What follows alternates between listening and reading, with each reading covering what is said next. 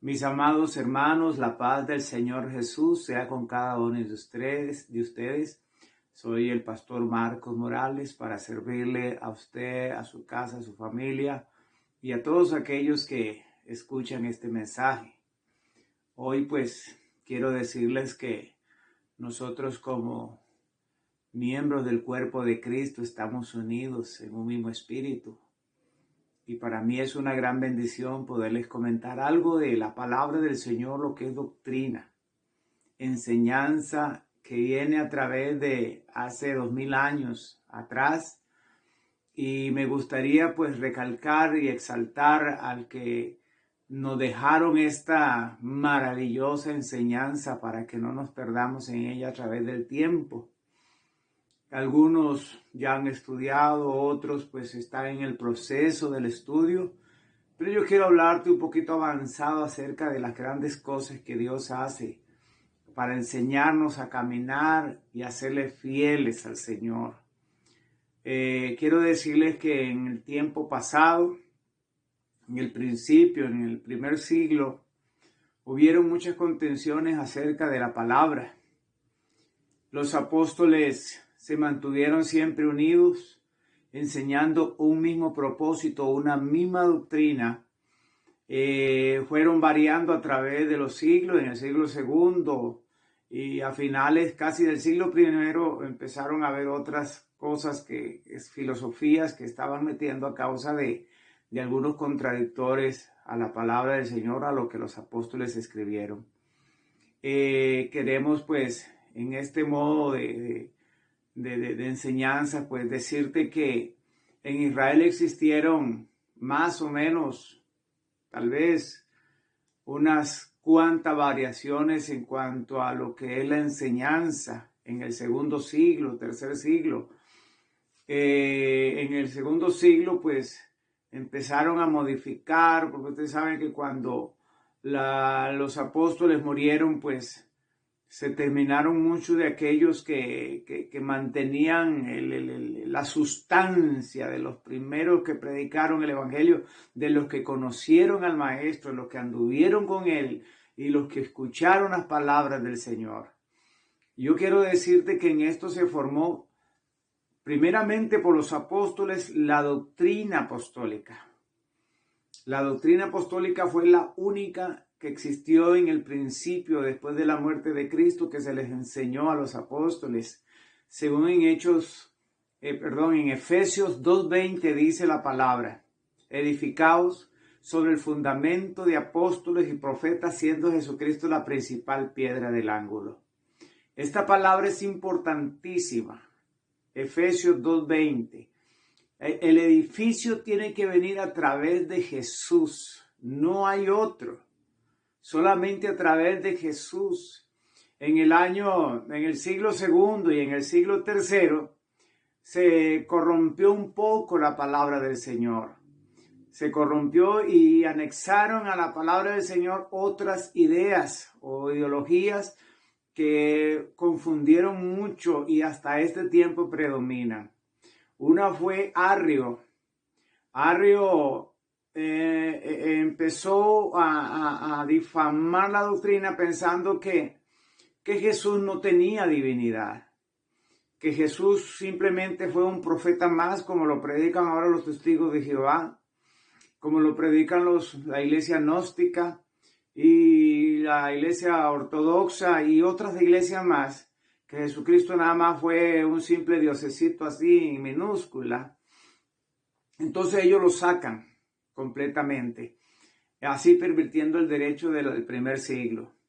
Después, en el siglo tercero, aparece la doctrina trinitaria, porque pensaban que no podían estar, digamos, Padre, Hijo y Espíritu Santo siendo uno solo, sino que cada uno de ellos tenía su propia divinidad y los repartieron.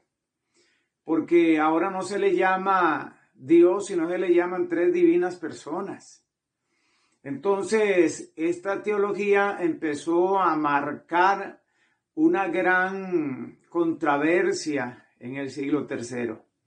Tanto que cuando Roma se dio cuenta que esto era importante para el mundo, por medio de guardar sus idolatrías y todas sus creencias paganas, empezaron a afirmar esa doctrina de la Trinidad, matando a los que creían solamente en el Señor Jesucristo y en la doctrina de los apóstoles, imponiendo ellos un dogma que es completamente fuera de la Biblia. Con todo esto hay algunos argumentos que la gente puede tomar en cuenta y decir, bueno, es que la Biblia me enseña que hay una Trinidad. Nunca la Biblia te va a enseñar que hay una Trinidad. La Escritura habla de las manifestaciones de Dios como Dios, porque Dios en el pasado nunca se dio a conocer con su nombre. Su Hijo le dio a conocer. Y cuando hablamos de su Hijo no estamos hablando de una persona distinta. Estamos hablando de Dios que se manifestó en carne, según lo que dice 1 Timoteo 3:16. Dice que Dios se manifestó, así como se manifestaba en el pasado, a través de sus manifestaciones maravillosas como en la zarza, como los ángeles que visitaron a Abraham, como aquellos que siempre estaban a la par de la gente que necesitaba. Dios siempre usó un modo de acercarse al hombre. Solo que el hombre nunca ha podido conocerle tal y como Él es, porque Dios es espíritu. A Dios nadie lo vio jamás. Pero dice que Jesús, que es la imagen del Dios invisible, Él le dio a conocer. Entonces, la Escritura dice en Efesios 2:20, edificados sobre el fundamento de apóstoles y profetas, siendo Jesucristo la principal piedra del ángulo. Más adelantito en la palabra de Dios en Efesios, en el capítulo 4, verso 2 dice, con toda humildad y mansedumbre, con paciencia, soportándonos los unos a los otros en amor, solícitos en guardar la unidad del Espíritu, en el vínculo de la paz. Un cuerpo y un espíritu, como sois también llamados a una misma esperanza de vuestra vocación. Un Señor, una fe, un bautismo, un Dios y Padre de todos, el cual es sobre todos, por todas las cosas, y por todas las cosas en todos vosotros. Pero a cada uno de nosotros les es dada la gracia conforme a la medida del don de Cristo. Amén. Hermanos, esto es importantísimo conocerlo. Dice que el Señor, nosotros debemos estar en la unidad del Espíritu. Un Señor, una fe, un bautismo. Tenemos que estar unidos en un mismo propósito. Dios nunca ha dicho que son tres dioses que manejan el reino. Dios es uno y siempre será uno. Si nosotros somos descendientes de Abraham, Abraham nunca adoró a otros dioses porque él esperaba a Dios y siempre adoró a Dios. Nosotros venimos siguiendo el pacto porque el pacto se le dio a Abraham para que usted y yo entráramos hoy en su reino. Esto es hermoso, esto es lindo. Desde antes vienen las promesas para usted y para mí. Por eso es que nosotros como fundamentalmente predicamos el nombre de Jesucristo, porque hemos entendido de que Dios se manifestó, que la doctrina de la Trinidad es una doctrina completamente compuesta, no es bíblica, es una doctrina que compuso Atanasio en aquel tiempo y otros más. El credo de Atanasio usted lo puede conseguir en internet si usted gusta buscarlo. Busque el credo de Atanasio en internet. Y usted se dará cuenta que en el mismo credo de Atanasio hay una confusión de palabras. Porque dice que Dios es uno pero es individual. Que el Hijo es Dios pero es individual. Que el Espíritu Santo es Dios pero es individual. Pero que estos tres solo componen uno nada más. Y que uno es Dios. Pero que son tres en una misma mente, tres en una misma posición. Hermano, y eso es una confusión tremenda. Yo quiero aclararte en esta hora. Dios tiene un propósito grande para nosotros. A través de los tiempos nos han dado a tol con el dedo, dicen el dicho aquí, ¿verdad? Popular de Costa Rica. Se nos ha dicho que nosotros tenemos que aceptar la doctrina porque es un misterio la Trinidad. Pero cuando usted lee la Biblia, usted se da cuenta por revelación del Espíritu Santo que nunca existió una doctrina. Nunca existieron tres dioses. Dios siempre ha sido uno. Si uno es el diablo, ¿por qué tienen que haber tres dioses gobernando el cielo? Entonces, nosotros, como hijos de Dios, entendemos y conocemos de que Dios se manifestó en carne, encarnado, que esta es una parte de doctrina que más adelantito les voy a comentar y les voy a fomentar para que vayamos viendo a través de los escritos la palabra de Dios, lo que la palabra de Dios nos enseña y cómo le enseña y por qué le enseña. Porque Dios tiene de antemano predestinado para nosotros grandes promesas. Y uno es el que va a venir en las nubes de los cielos. Y uno es el que va a anunciar que se toquen las trompetas para que los muertos en Cristo resuciten primero. Nosotros seguiremos después de ellos. Pero esta es una gran visión de parte del reino de Dios para que usted y yo entendamos de que hay un propósito y que esta misión tiene un propósito. Es que usted no se pierda, que ninguno se pierda. Y si alguno está confundido, pues que Dios lo endereza. Yo fui trinitario en mi principio. Yo fui un adventista del séptimo día hace 40 años. Yo estuve y fui un director laico. Yo caminé con varias personas, evangelizando en los barrios, predicando en las casas, repartiendo tratados, buscando acercarme a Dios. Cuando a mí me dieron a conocer el nombre de Jesús, yo peleé y discutí mucho con ellos. Pero sabes una cosa, el Espíritu Santo empezó a trabajar en mi vida de una manera tan tremenda, porque si yo tengo dudas, tengo que consultar la Biblia. Y una de las primeras dudas que empezó a motivarme en esto era el por qué esa iglesia no creía en el hablar en lenguas. No creía en la unción del Espíritu Santo. Y si la Biblia dice que el don es gratuito, que Dios nos bautiza con su Espíritu. Y empezó en mi corazón pues a dudar. ¿Por qué? Y empecé a buscar y analizar y buscar libros. ¿Sabes? Yo sacaba mi tiempo para estar en las bibliotecas. Buscando historia. Buscando la forma de encontrar algo que verdaderamente me diera sustancia. Pero cada vez que buscaba me enfrentaba más con la realidad de Dios. Hasta que llegó un día en que yo le dije, Señor, no entiendo. Ya yo no quiero saber más nada de tu Biblia, porque uno me dice una cosa, otro me dicen otra. Pero sabe, llegó el momento en que Dios me habló. Y el Señor me dijo, Marcos, es necesario que te bautices en mi nombre. Me lo dijo en una visión. No sé si fue un éxtasis o fue una visión. Pero déjame decirte que fueron fracciones de segundo que yo quedé y vi los cielos abiertos. Y vi esa gran voz del cielo que me dijo, Marcos, es necesario que sea bautizado nuevamente. ¿Por qué razón? Porque yo era bautizado en el nombre del Padre y del Hijo y del Espíritu Santo.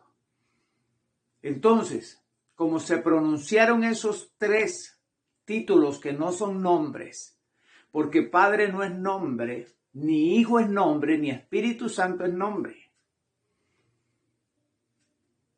Yo decía, Señor, ¿cómo es posible? Yo, otra vez. Y el Señor me dijo, es necesario que lo hagas. Cuando el Señor me llevó y yo me bauticé, hermano, se me abrieron mis sentimientos, mis oídos para escuchar y mis ojos para ver la realidad de la palabra del Señor. Hoy para mí, hermano, es una gran bendición saber de que tú estás leyendo la Biblia, de que tú estás interesado en conocer más del Señor. El libro de los Efesios está lleno de secretos y misterios. Yo te digo, léelo con paciencia, con discernimiento. Involúcrate en historia, la historia del pueblo de Dios, la historia de los mártires. ¿Por qué fueron ejecutados tantos cristianos que guardaban el nombre del Señor, que predicaban como predicaban los primeros apóstoles? ¿Por qué Satanás quiso oprimirlos y quitarlos de en medio? Si usted lee la historia de las inquisiciones que se hicieron, hermano, casi por 1600, 1800 años de persecución cristiana, hermano, usted se va a dar cuenta qué gran tribulación vivió el pueblo de Dios en el pasado. A donde usted le quitaban sus propiedades, le mataban a sus hijos, violaban a sus mujeres, le quitaban todo lo que usted tenía y además eran muertos por causa del testimonio que ustedes tenían o que ellos tenían. Y sabe, eso me ha impactado. Saber de que hay gente que ha guardado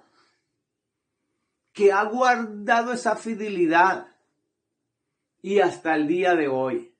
Porque aunque el diablo ha querido matar a los cristianos, Dios siempre ha estado y Él va a defenderlos.